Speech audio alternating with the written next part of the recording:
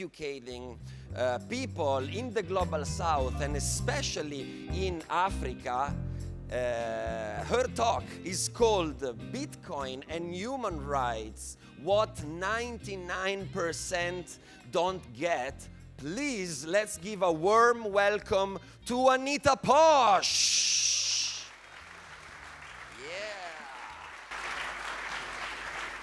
Hello, thank you very much. It's great to be here on a rock stage. I heard yesterday the party was going on until 6 a.m.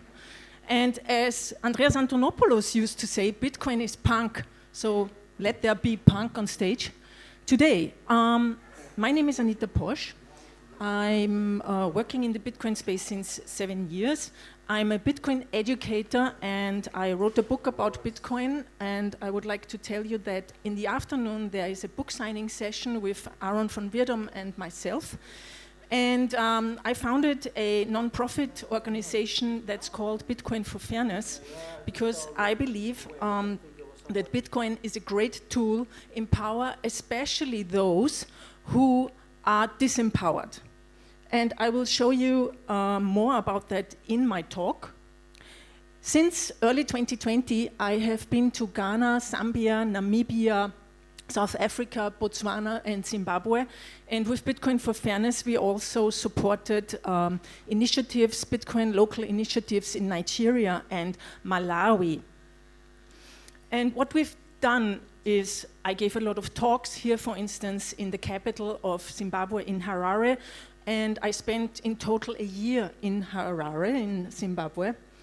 Then we did a lot of work in Zambia, in Lusaka. There is now a Bitcoin for Fairness dependance, if you want to say so, a totally independent local community. They are doing monthly meetups there. I've been to Bitcoin Ekasi. You will hear a little bit more about this great project in South Africa from Herman, the initiator. We did some hardware wallet workshops there. I'm a lot in the media here. I was guest in one of the biggest YouTube channels in Zimbabwe speaking about Bitcoin.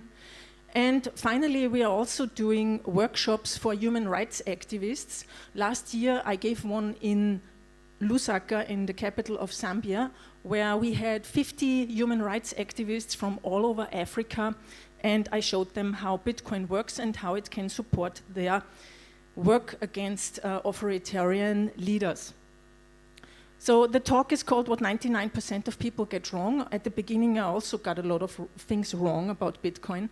But the most things that people are getting wrong, there's one is they say it's not a medium of exchange. The others say it's not an investment. Others say it's a waste of electricity. Bitcoin has no rules. And in fact, it's actually only for criminals. So let's look into that from an African perspective. Bitcoin is not a medium of exchange. I mean, that's in general the opinion of many people, and I agree, because Bitcoin is a ripcord, a term coined by Andreas Antonopoulos, and it's a ripcord because it's revolutionary, it's immutable, it's public, it's collaborative, it's open, it's resistant to censorship, and it's the most decentralized cryptocurrency that we have. And I believe that the two properties, the most important properties, one is the openness, so that it's permissionless, and anyone around the world can use it. It doesn't matter your wealth, your status, your race, where you live, nothing matters. Anyone can use it. And therefore, anyone can have a place on a seat or on a table like any other person, without any hierarchies. And it's resistant to censorship, which makes it the perfect tool to support human rights activists and empower those who don't have so much power and are under pressure of their governments. So I say Bitcoin is the embodiment of human rights. There are 30 articles in the UN Declaration of Human Rights that was signed after the Second World War. And 11 of those I identified that you can relate to Bitcoin, where Bitcoin really empowers those or enforces those human rights. And let's go through a few of them. the right to freedom and equality, and the freedom from discrimination. They are both based on the fact that anyone in any country should have the same rights and be not discriminated. If we look at the map of the freedom in the world, we see that this can't be true. There is a similarity to the distribution of wealth. It's the same countries that are not free that are poor. One of the reasons is, of course, European colonialism, but another reason is the new order that was set after the Second World War, where a group of white people excluded anyone else and decided upon the organizations and the rules and the regulations in the future, in the coming years, in the financial world and in the total political organization. And they excluded anyone else. And they also started to found a organization, like a mix of organizations that are there to do AML, anti-money laundering regulation to combat crimes and the use of money for crimes. And this regulation and these organizations have led to the exclusion of 1.7 billion people around the world who cannot have a bank account and will never have a bank account, and 58% of that are women. And it also led to the fact that banks in many African countries are simply not working. You have banks in Zimbabwe like that one. Every month, every week, you have these long lines of people waiting for their wages. Also, it's interesting that in South Africa, the banking fees are actually higher than in Germany, although the people have much less wealth. And people unbank themselves voluntarily. I know people in Zimbabwe who say, I don't want a bank account anymore because it's bureaucratic, it's slow, and it's expensive, and the government can shut down my money at any time. And also, what we have is monetary colonialism. 14 African countries with 200 million people have to use the West African franc and the East African franc, which are pegged to the euro, and they have to deposit 50% of their foreign exchange reserves with the French treasury. That's not equality, that's discrimination and monetary colonialism. Then this is also a very interesting right, and it's not only interesting or important for African countries, but of course for the whole world and especially for Europe as well. I didn't know that the right to privacy is one of the articles in the list of human rights, but it is. And also the presumption of innocence. And a couple of years ago, the general manager of the BIS, the Bank of International Settlement, said, we don't know who's using a $100 bill today, and we don't know who's using a 1,000 peso bill. But with the CBDC, the central bank will have absolute control over that money. So this is what they want.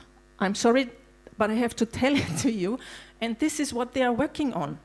It's basically a panopticon. A panopticon is an English invention at the time of the Industrial Revolution. They invented a very effective prison because the prison is built like that free guards can control 288 prisoners all the time. And the sneaky thing about this is that the prisoners never know when the guards come around. So that's a feeling that I don't want to have, but we're living already in that world. In our digital world, everything can be and will be surveillanced. And also, there are new regulations by the European Commission now that are forbidding basically anonymous cash payments, over 3,000 euros, and also basically sending only 1 or 2 satoshis to a non-custodial wallet is not allowed anymore.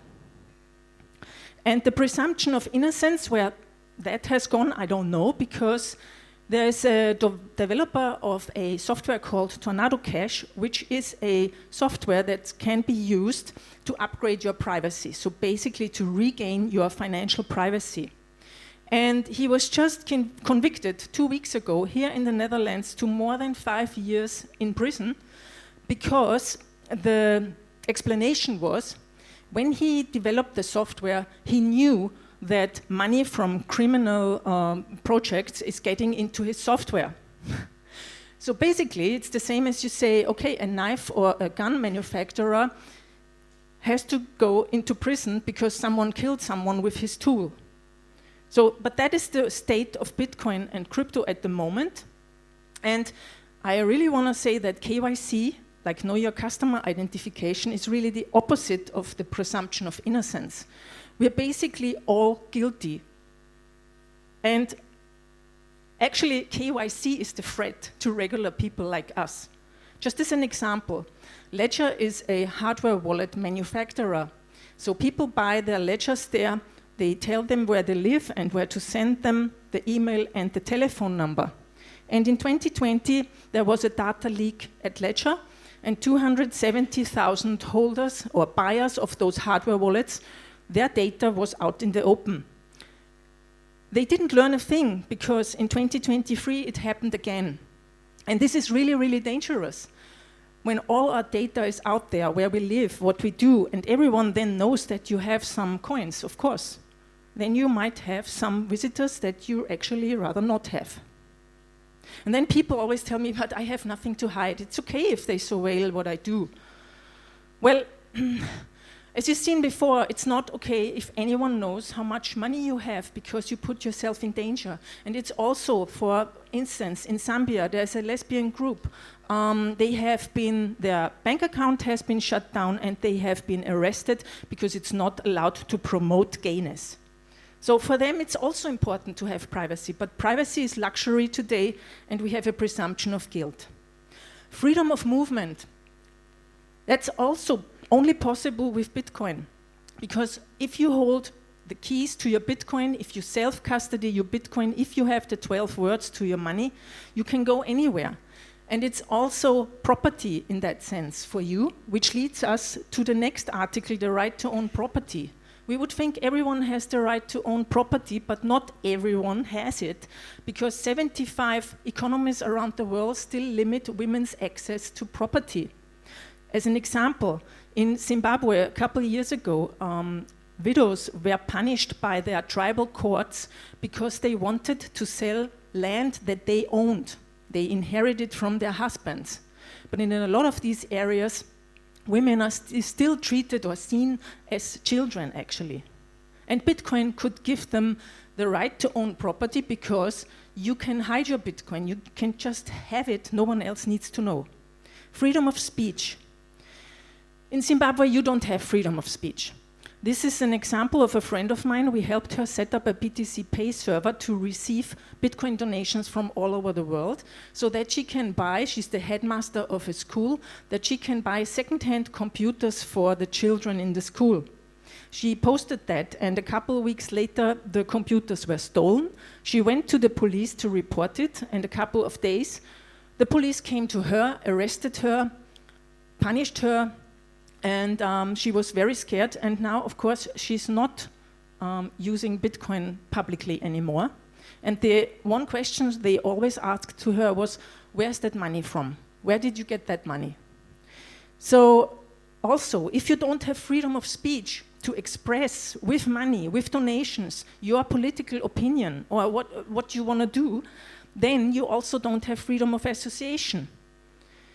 You don't have that in Zimbabwe. I mean, you have it in parts, but then every year a couple of opposition politicians or opposition members is being abducted, beaten, some beaten to death. An example from Nigeria, where in around 2020 there were the End SARS demonstrations against police brutality in Nigeria. And the Feminist Coalition of Nigeria set up a donation page where people could send money to their bank account. It wasn't long, and the central bank and the government shut down their bank account, and they remembered that there is something like Bitcoin. They set up a BTC Pay server, received money again, and were able to support the protests again. Then there is a right to security. So everyone has the right to social security. For me, money is stable and that you can save in money is security. And I have here the example of Zimbabwe because it's really showing how the fiat system can go to the extreme, how it can be exploited by governments and political elites. So in Zimbabwe, most people want to have the US dollar. So 80% of the money that's being used is the US dollar, and 20% around is the national currency. And when I was there the last time, it was the Zimbabwean dollar. And so you have two tills sometimes. One is for US dollar, the other for Zimbabwean dollar. But then they only have banknotes in USD, so there are no coins. So if you have like $12.50, you will get a sweet, because otherwise there are no coins. What's also a thing in every supermarket, in every small shop, is this exchange rate board. Because every day the exchange rate changes, so the first question in the morning is usually, what's the rate today? This picture, we were driving through Harare and my friend said to me, hey, look what this guy is holding in his hands. And I looked at it and it was a bag of banknotes. And that guy is definitely not rich. He was just going to the next supermarket, maybe to restock his informal store or buy something. So in Zimbabwe, you not only have hyperinflation, you also have shrinkflation, because that's a typical bread in Zimbabwe. Everyone is eating it. And it has gotten smaller in recent months and much more expensive in Zimbabwe dollar. At the beginning of 2019, the Zimbabwean government issued a new currency, the Zimbabwean dollar. And they promised the people the exchange rate is 1 to 1, like 1 Zimbabwean dollar to 1 US dollar, and it will stay the same. 1 year later, when I came to Zimbabwe the first time, the exchange rate was 1 to 28. A year later, 1 to 105, 1 to 200, that was when I saw this guy with the bag of money. In the next year, it was 1 to 4,000, so now the bread cost 4,000 Zimbabwe dollar. At the beginning of this year, 12,000, that was when I left Zimbabwe the last time, to shoot to 35,000 in April. And what did the government do? They invented a new currency. It's now called the ZiG, Zimbabwe Gold. Because the reason, the problem or what is really where my heart breaks a little bit is that Zimbabwean people know the problem. Why is this hyperinflation there? The reason is excessive money printing and looting. This is a Zimbabwean website. They say it themselves. The reason is corruption. The political elites steal 1.5 US dollar billion worth of gold every year. There's a YouTube documentary about it.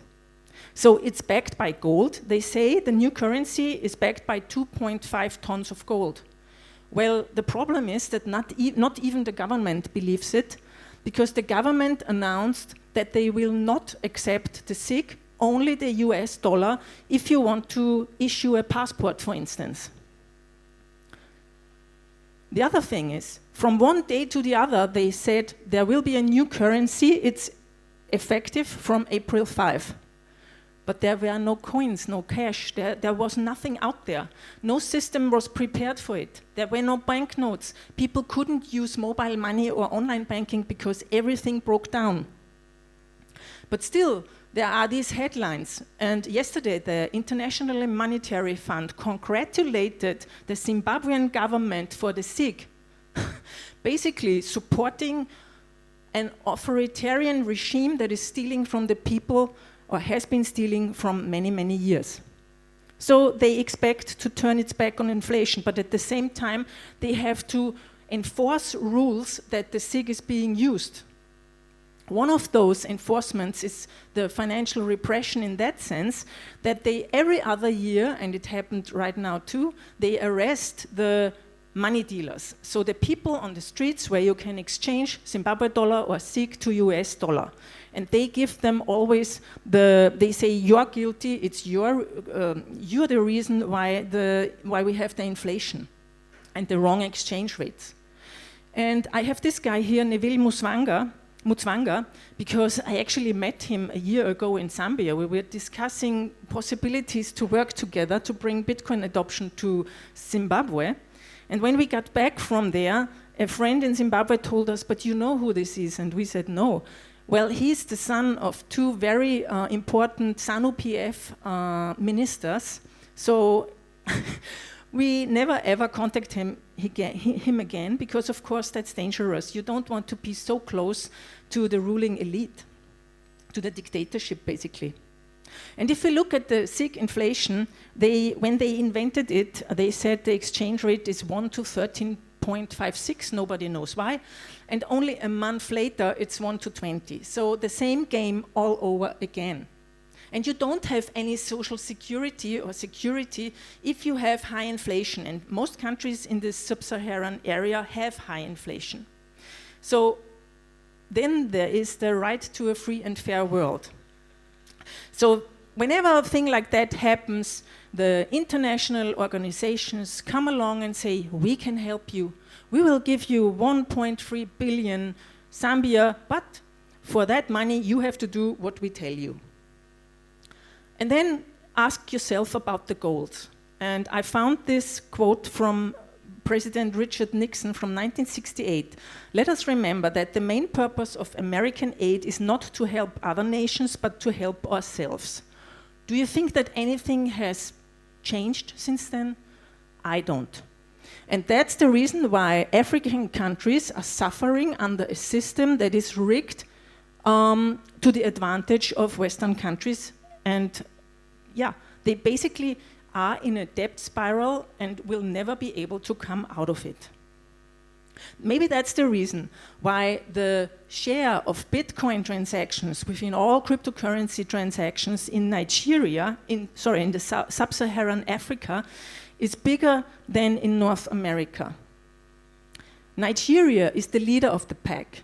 Most Bitcoin payments are done in Nigeria, followed by South Africa, Kenya, Mauritius, Ghana, and Tanzania. So you see, Nigeria is the leader. And what happened? Peer-to-peer payments are being banned again because the Nigerian government says these peer-to-peer markets are the reason why the naira is inflating. And they go to extremes. They call it's a national security issue, which is true, because if everyone starts using Bitcoin, then they don't have any funds anymore. They can't steal the Bitcoin from their people, what they can do with the naira. And they go to extremes. They invited two Binance managers to Nigeria to talk about how to do with Binance and crypto payments in the country. They detained both of them. They took their passports away. One could flee, the other one is still sitting there since March, and they are basically kidnapping him to get Binance to do what they want, and most people suspect they want Binance to pay them some money. But Africa already also empowers Bitcoin. A lot of people say Bitcoin is a waste of electricity. You should know by now that this is not true. And as an example, I was called by an Austrian when I was in Zimbabwe 2 years ago, and he said to me, I'm working here at a water pump station in Malawi, in Bondo, and we would really like to start Bitcoin mining. Can you help us? And I said, I can't do it personally, but I know Eric Hersman and Janet Mangi from Gridless. And I connected them, and a year later, Gridless started Bitcoin mining in Malawi, in Bondo, and they also built out the grid there so that around more than 2,000 people in Bondo can have electricity now for the first time in their lives. And the reason is Bitcoin. And Janet is going to tell you more about this after me. A project like Bitcoin Ekasi, for instance, shows us that it's not true that the poor people cannot use Bitcoin. They can, and it helps them a lot. In South Africa, you can go and spend your Bitcoin in over 2,000 supermarket stores. You can buy electricity with Bitcoin. There's a wallet called Machankura, which you can use in 7 African countries, and you can hold, receive, and send Bitcoin and Lightning with it without having internet. So you're using the same technology that the traditional mobile money is using. That's an interesting number. That's the average age of Africans. And that's the average age of us, Europeans. So what do you think? Where will be more innovation? Where will the use of Bitcoin and other cryptocurrencies go upwards? I'm sure it will be these countries. And from what you've heard, how dangerous it also can be to use Bitcoin in adversarial circumstances, you won't hear a lot of the people who are using it, because we can also not measure the use. What you've seen before were transaction volumes from cryptocurrency exchanges, but if you use it peer-to-peer, no one knows it. So Bitcoin is a silent revolution. And it sounds illogical, but by using Bitcoin, you actually support human rights globally, and you help to make the world more fair. In the last couple of years, I traveled a lot. I did a lot of workshops and talks and a lot of work to show people in these countries the advantages of Bitcoin usage. And we learned that it's great to be there because people, the first question is always, is Bitcoin not a scam? So we need to build trust.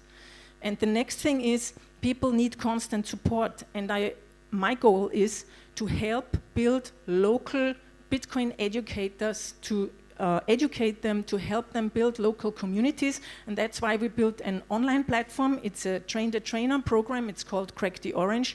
And we're giving out scholarships for the people from African countries. And all that is powered by donations. So if you like what we do, if you like this talk, please donate to Crack the Orange and Bitcoin for Fairness. And also sign up to my free newsletter. And I'm happy that I could talk about here. Thank you very much.